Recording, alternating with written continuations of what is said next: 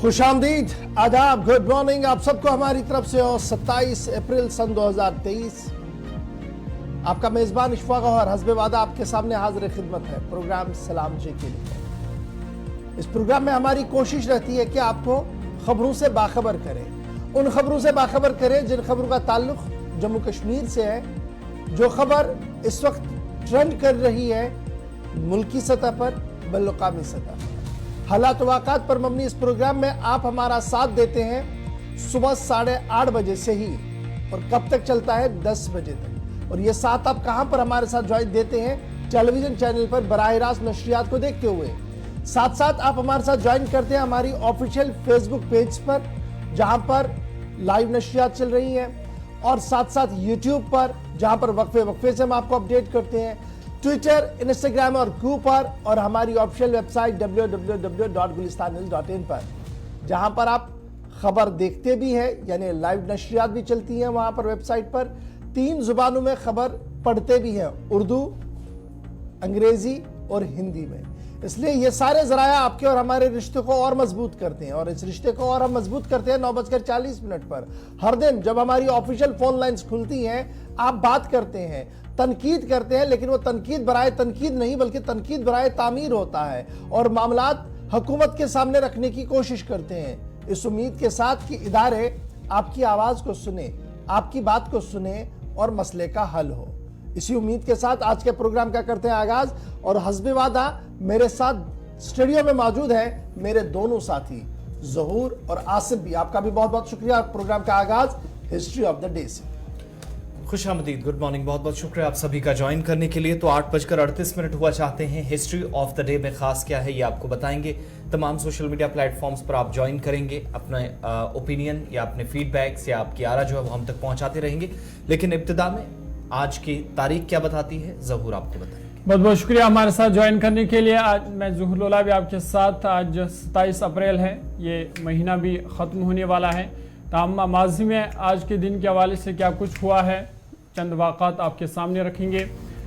आज के दिन 27 अप्रैल 2008 में हामिद करज़ाई पर तालिबान का हमला हुआ था, और इस हमले में 3 रुकन पार्लियामेंट समेत 6 अफराद जान बाक हुए थे। साबिक सदर हामिद करज़ाई इसमें बाल बाल बच गए थे।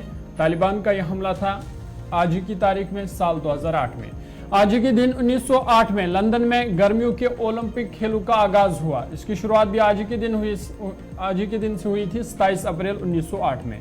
और आज के दिन 1662 में हॉलैंड और फ्रांस ने फौजी मुआहिदे पर दस्तखत किए थे। दोनों मुल्कों के दरमियान फौजी मुज़ाकरात हुए थे आज के दिन 1662 में।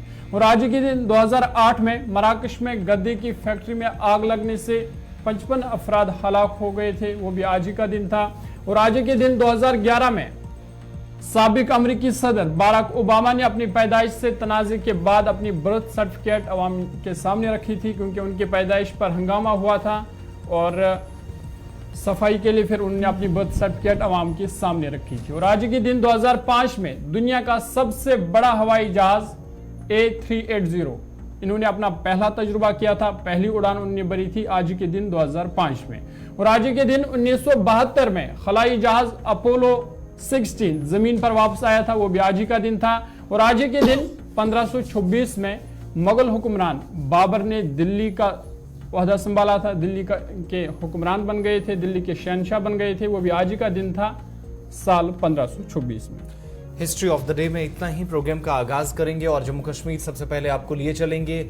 एक बार फिर से महकमा मौसमियात ने जो पेशन गोई की थी कि बेतरतीब मौसम आइंदा 2 दिनों के दौरान रहने वाला है, यानी अचानक कभी बारिश तो कभी धूप, कभी मौसम फिर से अबरालूद, ये सारा सिलसिला चलेगा आइंदा 2 दिनों में। लेकिन इन सब के दरमियान जो राब्ता सड़कें हैं, कौमी शाहराएं हैं, वो मुतासिर होने से आम जिंदगी मफलूज होकर रह गई है। चलिए जनाब शुरुआत करते हैं श्रीनगर जम्मू कौमी शाहरा और श्रीनगर लद्दाख कौमी शाहरा के हवाले से, क्योंकि दोनों शाहराओं पर रेड सिग्नल बजा दिया है। और ये रेड सिग्नल इसलिए बजा दिया गया है क्योंकि दोनों मकामात पर या तो बारिशें हो रही हैं या पस्सी गिराई है। फिलहाल सबसे पहले आपको बताते हैं श्रीनगर लेह कौमी शाहरा के हवाले से। श्रीनगर लेह कौमी शाहरा का आज 12वां दिन है जी, जब मुसलसल श्रीनगर लेह कौमी शाहराह बंद है।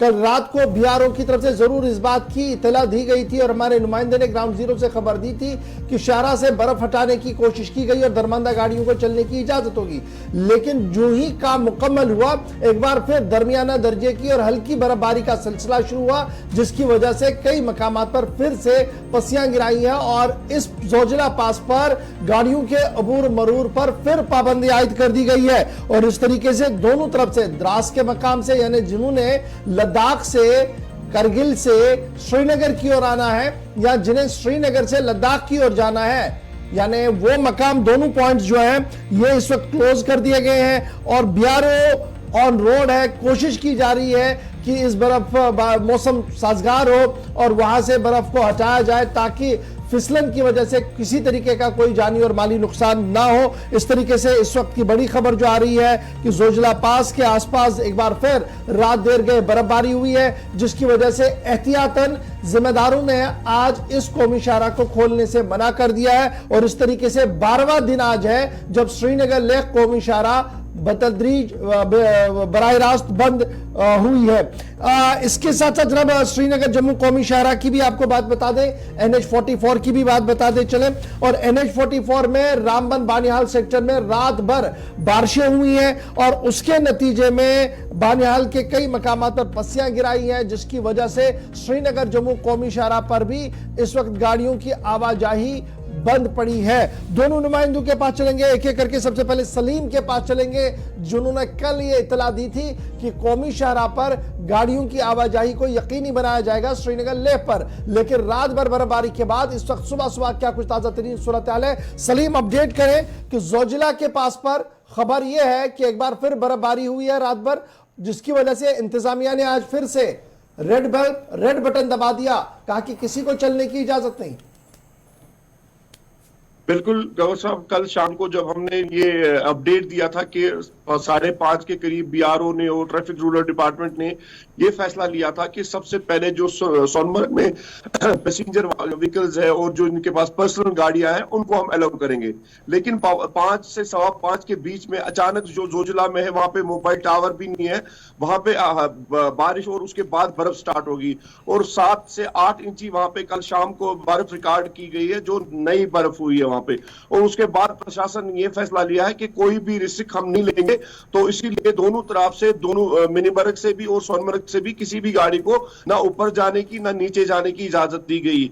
हालांकि ये इसलिए अपडेट दिया था कि ताकि वो अवेयर रहे जो पैसेंजर सोनमर्ग में पिछले 11 दिन से रुके हैं और उनके लिए कल एक शाम को रिलीफ मिला कि जब वहां पे यूथ हॉस्टल को खोला दिया गया है ऑनरेबल एडमिनिस्ट्रेशन की तरफ से, जिसमें ट्रैफिक रूरल डिपार्टमेंट ने बड़ा अहम रोल निभाया, क्योंकि वहां पे जो छोटे छोटे बच्चे थे, फैमिलीज थे, उनके लिए यूथ हॉस्टल को खोल दिया गया है और वहां पे रखे गए हैं, क्योंकि 8 से 9 दिन अभी श्रीनगर लेह शाहराह बंद है, जिसमें 17 से 21 तक पूरा जोजिला में कोई काम नहीं हो सका, क्योंकि मुसलसल जहां पे वहां पे बर्फबारी हुई थी। 21 से 25 तक 4 दिन का काम हुआ बीआरओ ने, और आज सुबह जब 6:30 बजे के करीब बीआरओ का जो ओसी वो ऑन टोस था जोजिला में, वहां पे व्हाट्सएप कॉल करनी पड़ती है जब वहां पे एक जगह टावर आता है, और उसने बोला कि रात को भी छोटी छोटी एवलांचेस आए हैं और हम इसलिए कोई भी रिस्क नहीं लेना चाहते हैं, और उनके पास जो 4x4 व्हीकल्स होते हैं तभी वो जोजिला पहुंच सकते हैं।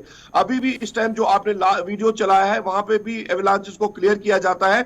अगर मौसम ने साथ दिया उसके बाद एडवाइजरी ट्रैफिक रूरल डिपार्टमेंट के सीनियर ऑफिशियल शायद आज वहां पे विजिट भी करेंगे, क्योंकि बड़ा इंपॉर्टेंट मसला है। 10 दिन से रोड बंद है, लोगों को मुश्किलात है, ड्राइवर जो मिनीबर्ग में है वो बोल रहे हैं अच्छा, ये जो आपने मुश्किलात की बात की, हम तस्वीरें भी साथ दिखा रहे हैं, एक लंबी कतार नजर आ रही है। कोई अंदाजा कितनी गाड़ियां एक तरफ सोनामर्ग जो लद्दाख जाएंगी और मीनामर्ग से आने वाली गाड़ियां, क्योंकि कुछ ड्राइवर्स की बात जिनके आगे चलकर सुनाएंगे हम, वो बता रहे हैं कि 2 हफ्ते मुकम्मल हो चुके हैं लेकिन कोई रास्ता नहीं है, 100 मीटर आगे जाते हैं फिर वापस पीछे। अब ऑप्शन क्या बचा है? सप्लाई वाली कई गाड़ियां हैं, जो खुद ड्राइवर बता रहे हैं कि सामान खराब हो रहा है।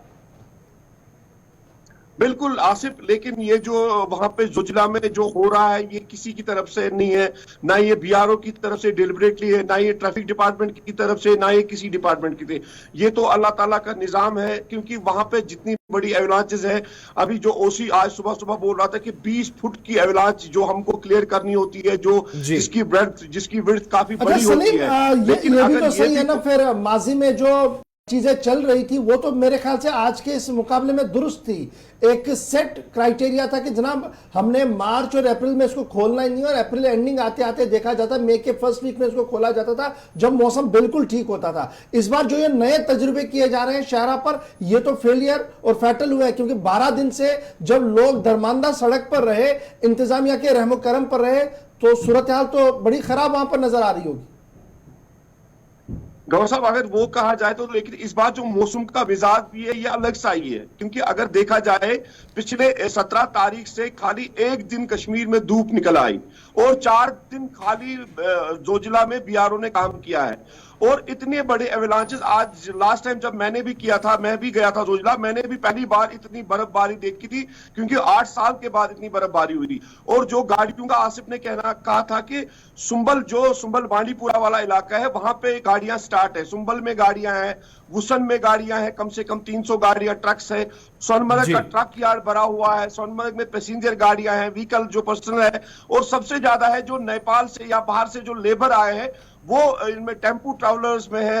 मिनी मार्केट से चलिए, बहुत शुक्रिया जी हमारे साथ ज्वाइन करने के लिए। फिलहाल श्रीनगर लेह कौमी शहरा बंद है जी, आज 12वां दिन है, लोग सड़क पर दरमांदा है। इंतजामिया ने यूथ हॉस्टल के दरवाजे तो खोल दिए, लेकिन अल्लाह के भरोसे ही सारा रास्ता है कि कब ये रेस्टोर होगा और कब ये गाड़ियां अपने मंजिल मकसूद पर पहुंचेंगी। लेकिन वहां पर श्रीनगर जम्मू कौमी शहरा पर अगर आपने सफर करना है तो एहतियात करें, क्योंकि ट्रैफिक एडवाइजरी अभी ये है कि जनाब रास्ते पर पसी गिराई है, जिसकी वजह से श्रीनगर जम्मू कौमी शहरा पर गाड़ियों की आवाजाही पर ब्रेक लगी हुई है। आरिफ वहीद हमारे साथ इस वक्त है। आरिफ, अपडेट करें क्या कुछ ताजा तरीन खबर है, क्योंकि खबर यह है कि रात भर इस पूरे सेक्टर के अंदर बानियाल से रामबन तक बारिशें तेज हुई हैं, जिसकी वजह से चट्टानें खिसकी हैं और कौमी शहरा बंद है। क्या कुछ मौसम का अपडेट और इस वक्त की ताजा तरीन सूरत हाल? बिल्कुल गवर सर, बताता चलूं कि कल अगर देखें तो रामबन बनिहाल सेक्टर में जो है बारिशों का सिलसिला जो है गरज और बिजली के साथ जो है काफी ज्यादा आवाजें जो है वो बारिशों के साथ साथ जो है मूसलाधार बारिशों का सिलसिला रहा, जिसके चलते अगर हम बात करें तो रामबन बनिहाल सेक्टर जो एवलांच के लिए या इसके लिए स्लाइड्स के लिए मशहूर है, तो कल शालगढ़ी के इलाके में रात दरमियानी शब जो है 12 बजे के करीब जो है एक लैंडस्लाइड देखने को मिली, जिसके चलते जो है यहाँ पर ट्रैफिक के निजाम में जो है बिल्कुल खलल जो है वो देखने को मिला। और 8 घंटे 8.5 घंटे गुजर जाने के बाद भी जो है अगर देखें तो मॉर्निंग से ही वर्किंग एजेंसीज को जो है यहाँ पर काम पे मामूर किया गया है। लेकिन जिस तरह से ट्रैफिक हुकाम के साथ हमारी बात हुई, उनका मानना है कि मजीद 1 से 1.5 घंटा जो है इस स्लाइड को हटाने में लग सकता है। लेकिन अगर देखें तो बानिहाल और रामबन सेक्टर से दोनों अतराफ से जो है गाड़ियां जो है वो पूरी तरह से दरमांदा है। जहां हम जम्मू श्रीनगर और राष्ट्रीय राजमार्ग की बात करते हैं तो कल पूरे दिन जो है ट्रैफिक जामिंग के मनाजर जो है लोगों को आज जो है कितने बजे तक एक्सपेक्ट है कि ये ट्रैफिक बहाल हो जाएगा श्रीनगर जम्मू कौमी शहरा पर? क्योंकि अभी जिस तरीके का मौसम मुझे लग रहा है कदरे बेहतर है रात के मुकाबले में, जिस तरीके से मूसलाधार बारिशें हो रही थी। जी बिल्कुल सर, अगर देखें तो सुबह मॉर्निंग 5 बजे से जो है मौसम में सुधार आ गया। और इसके साथ में अगर हम बात करें तो ट्रैफिक डीएसपी असगर मलिक के साथ जो हमारी बात हुई, उनका मानना है कि तकरीबन 1 से 1.5 घंटे यानी तकरीबन 9:30 के करीब जो है जम्मू सदर कौमी शहरा जो शालगढ़ी चमलवास का इलाका है, जहाँ पर एक स्लाइड खिसक रहा है जिसमें पत्थरों का मार्जिन ज्यादा है, तो वहां पर जो है ट्रैफिक को 1-1.5 घंटे के अंदर अंदर बहाल किया जा सकता है। एक चीज बिल्कुल, जम्मू श्रीनगर नेशनल हाईवे फिलहाल बंद है, ये भी ट्रैफिक हुकाम की जानिब से भी दोबारा से कंफर्म कर दिया गया है।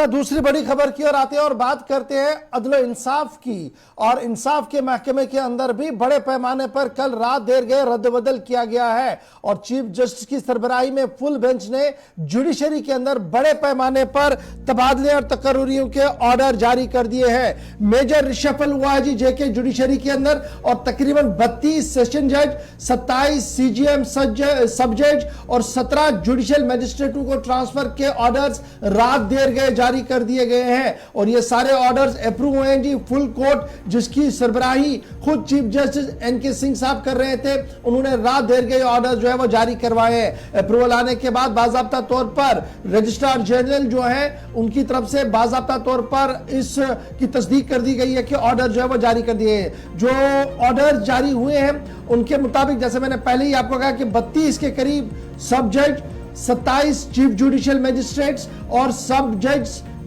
उसके साथ साथ 17 जुडिशियल मजिस्ट्रेट्स को ट्रांसफर करने की बात सामने रखी गई है। और कुछ बातें आपके सामने फटाफट से रख दूंगा जी।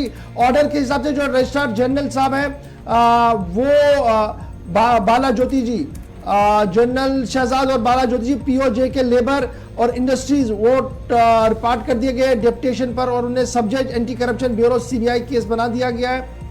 ऑर्डर जो इशू कर दिए गए हैं रजिस्ट्रार साहब की तरफ से उसके हिसाब से बाला ज्योति जो पीओ थे जेके लेबर एंड इंडस्ट्रियल में उन्हें फिलहाल पोस्ट कर दिया जी सब जज anti corruption bureau CBI Jammu. Mohammad Yusuf Wani जो प्रिंसिपल डिस्ट्रिक्ट एंड सेशन जज बारामूला थे ये ट्रांसफर कर दिए गए member secretary special tribunal Srinagar on deputation. Jafar Hussain Beg sahab जो principal and session district and session जज कठुआ थे इन्हें ट्रांसफर कर दिया गया जी अनंतनाग के अंदर principal and district and session जज अनंतनाग। इसी तरीके से अशोक कुमार स्वान जो प्रिंसिपल डिस्ट्रिक्ट एंड सेशन जज पुंछ थे ये ट्रांसफर कर दिए गए हैं जी कठुआ। और खलील चौधरी साहब जो प्रिजाइडिंग ऑफिसर थे फास्ट ट्रैक कोर्ट्स के जम्मू इनका ट्रांसफर कर दिया गया जी प्रिंसिपल एंड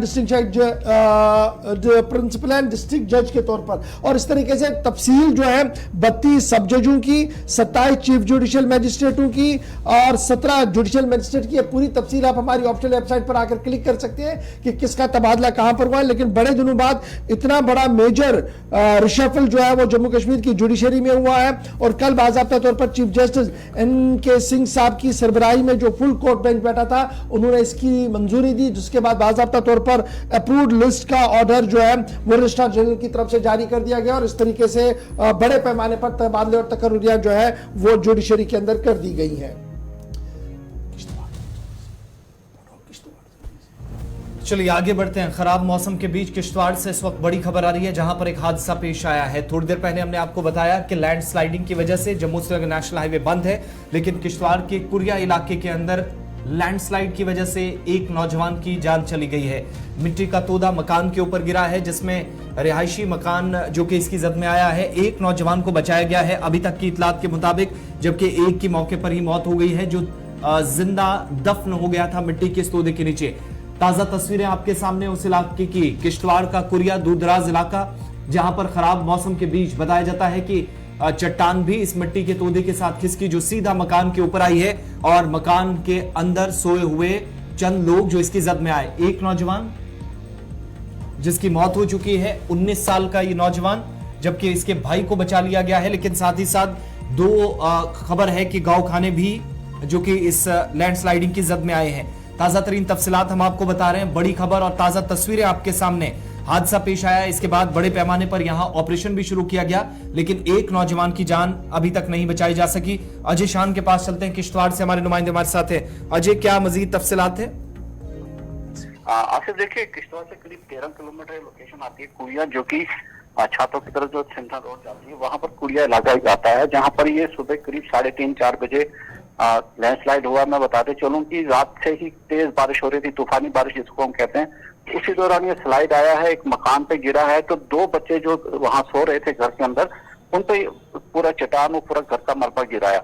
हालांकि जो लोकल से उनके रेस्क्यू के कारण एक बच्चे को बचा लिया गया है, लेकिन मोहम्मद इकबाल का एक बड़ा बेटा जो 19 साल बताया जा रहा है, मोहम्मद अरशद, उसकी मौत हो गई है। अभी जो हमारे पास खबरें हैं कि वह पूरा एरिया जो है वो थ्रेट में है, क्योंकि ऊपर से कुछ चट्टानें और खिसक रही हैं। तो कुल मिला के एक मकान इसकी जद में है जिसमें एक बच्चे की मौत हो चुकी है, कुछ काउ सेट भी इसमें डैमेज हुआ है, लेकिन फर्दर डिटेल्स क्या है अभी वो आना बाकी है। जी आसिफ। अजय, ये जो उसके आसपास के जो रिहायशी मकान हैं या जो लोग वहां पे रहते हैं उनके लिए कोई एडवाइजरी अभी एडमिनिस्ट्रेशन की तरफ से उस तरह का कोई स्टेप नहीं उठाया गया है। लोग ही हमें बता रहे हैं कि वो पूरा जो एरिया है वो ऊपर से फिर चट्टानें लटक रही हैं, हो सकता है कि आने वाले समय में वो भी खिसक आए, लेकिन अभी तक एडमिनिस्ट्रेशन की तरफ से कोई एडवाइजरी नहीं गई है क्योंकि सीनियर अफसर अभी तक कोई वहां पर पहुंचे नहीं है। डेड बॉडी जो है उसको डिस्ट्रिक्ट हॉस्पिटल शिफ्ट कर दिया गया है पोस्टमार्टम के लिए। बाकी जो टीम्स है वहां जा रही है, उसके बाद ही कुछ बात सामने आएगी। ये जो जहाँ पे लैंडस्लाइडिंग हुआ है वहां पे जो आबादी है उसकी कितनी तादाद है, जो रिहायशी मकान है आसपास है वो कितने हैं? देखिए, ये बताया जा रहा है घर तो 20-30 है, लेकिन स्कैटर्ड है, दूर दूर घर हैं। लेकिन ये जो पुराने घर था जिसपे ये मलबा गिरा है, ये गरीब परिवार था जो इसकी जद में आया है। कुछ और मकान आसपास है, लेकिन जो इसके साथ उतने ज्यादा मकान नहीं थे, लेकिन आबादी जो बताई जा रही है 20 से 30 घर वहां पर बताए जा रहे हैं। जी जरूर। बहुत बहुत शुक्रिया तफसीलात फराहम करने के लिए। कुरिया का इलाका है, हादसा पेश आया है, एक नौजवान की जान चली गई है। तस्वीरें आपके सामने अजय शान रिपोर्ट कर रहे थे और जिस नौजवान की मौत हुई है उसकी शनाख्त जो है वो अरशद अहमद गनई के बतौर हुई है, सन ऑफ मोहम्मद इकबाल गनई, जो कि मलबे के नीचे आया था। ये तस्वीरें वो हैं जहां से मलबा खिसका नीचे इसकी जद में मकान आया है और आसपास कोई दूसरा मकान नहीं जो अजय बता रहे हैं, लेकिन इस मकान में जो कि इसके साथ चूंकि कुछ गांव खाने भी थे, शेड्स वगैरह आर्जी तौर भी बने हुए थे, वो भी इसकी जद में आए जो माल मवेशी के लिए इस्तेमाल हो रहे थे। लेकिन रिपोर्ट्स के मुताबिक इस लैंडस्लाइड की वजह से एक और नजीर अहमद शाह, सन ऑफ शबीर शाह और गुलाम मोहम्मद शाह, सन ऑफ साबिर शाह, ये भी मुतासिर हुए हैं। लेकिन जिस शख्स की मौत हुई है उसकी 19 साल का ये नौजवान है, अरशद के बतौर इसकी शनाख्त हुई है। तस्वीरें आपके सामने कि माल मवेशी को यहां से निकाला जा रहा है, लेकिन एक इंसान की जान नहीं बचाई जा सकी इस हादसे में। आगे बढ़ते हैं, बात जरा उस ऑपरेशन की करते हैं जो आज 8वें दिन में दाखिल हो चुका है और एक बड़ी कामयाबी का दावा अब सिक्योरिटी फोर्सेस की और फौज की तरफ से बिलखुसूस किया जा रहा है। सरहदी जिला पुंछ का भाटा दूड़िया बीजी का इलाका 8वें दिन में ऑपरेशन, सुबह जब ऑपरेशन शुरू हुआ तो दाखिल हो चुका है, लेकिन इन सब के दरमियान कुछ बड़ी डेवलपमेंट्स हो रही हैं और कुछ बड़े खुलासे हो रहे हैं।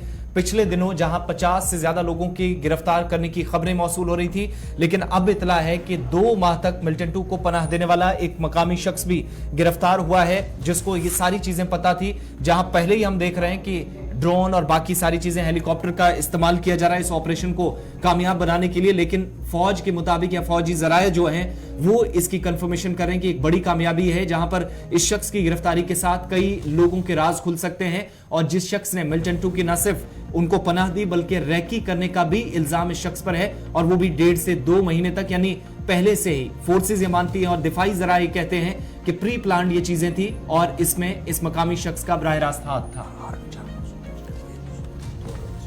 वहीं फौज के शुमाली कमान के general officer commanding in chief lieutenant general Upendra Dwivedi ने लाइन ऑफ कंट्रोल के अगले इलाकों का दौरा करके कठिन तरीन मौसमी सूरत में फौजी जवानों की बेलूस खिदमत और हौसले की सराहना की। उन्होंने पूंछ के बटादोरिया जंगली इलाके में फौजी गाड़े पर हमले के बाद राजौरी और पूंछ के सरहदी इलाकों में हाई अलर्ट उसका भी उन्होंने जायजा लिया और सरहद पर तैनात एहलकारों से बातचीत के दौरान शुमाली कमान के कमांडर ने कहा कि सख्त तरीन मौसमी सूरत और दीगर चैलेंजों के बावजूद फौजी जवान अपनी खिदमत खुश असलूबी के साथ अंजाम दे रहे हैं। फौजी कमांडर को मुखालिफिन के चैलेंजेस का मुकाबला करने के लिए किए जाने वाले इकदाम के बारे में भी उन्हें जानकारी दी गई और मौसूफ फौजी कमांडर ने पूंछ और राजौरी के दौरे के दौरान फौज के सीनियर अफसरान के साथ गुफ्तगू की और लाइन ऑफ कंट्रोल पर कायम मुस्तहकम दरअंदाजी मुखालिफ ग्रिड की उन्होंने सराहना की। उन्होंने कहा कि फौज किसी भी चैलेंज के मुकाबला करने के लिए बिल्कुल तैयार है। 5 दिन में यह दूसरा दौरा था जी जनरल साहब का इस इलाके के अंदर, बचादूरिया इलाके के अंदर, जहां पर मिलिटेंट ने घात लगाकर हमला किया था। 5 सिक्योरिटी के जवान मारे गए थे, जिसके बाद लगातार इस पूरे इलाके को कॉर्डन में ले लिया गया, स्पेशल ट्रूप्स को डिप्लॉय कर दिया गया है और लगातार चप्पे चप्पे पर निगाह रखी जा रही है, नजर रखी जा रही है। 40 से ज्यादा लोगों से पूछताछ अभी तक मुकम्मल हो चुकी है और उसी पूछताछ के दौरान बड़ी खबर जो आसिफ ने आपको बताई कि एक शख्स से इस बात का इशारा मिला है कि उसके रिहायशी मकान के अंदर मिलिटेंट आते जाते रहे और सामान खाने पीने का सामान वहां से लेते रहे जिसके बाद मजीद रैकी इस इलाके के अंदर की जा रही है। फिलहाल सीधे जमशीद मलिक के पास चलेंगे, जिन्होंने कल भी ग्राउंड जीरो से हमें यह अपडेट दिया था कि किस तरीके से सिक्योरिटी एजेंसियां अलर्ट है और इस पूरे मामले पर किस तरीके से निगाह रखी जा रही है। जमशीद मलिक, खबर यह है कि जनाब एक रिहायशी है जिसके ऊपर अब पूरी सुई घूम रही है और उससे पूछताछ मजीद की जा रही है। आपके जराया क्या कुछ कह रहे हैं और तफ्तीश में मजीद क्या बातें सामने आ चुकी हैं?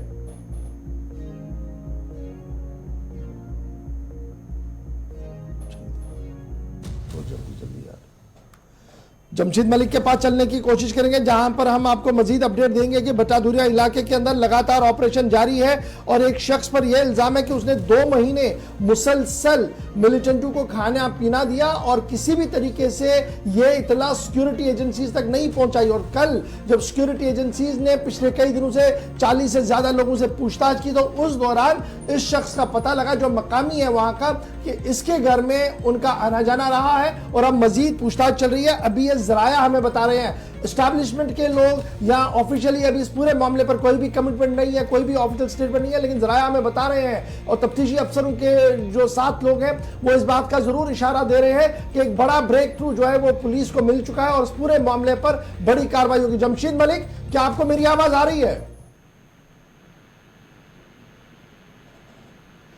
जमशीद, जरा अपडेट करें, क्या कुछ ताजा तरीन इतलात आपके पास है?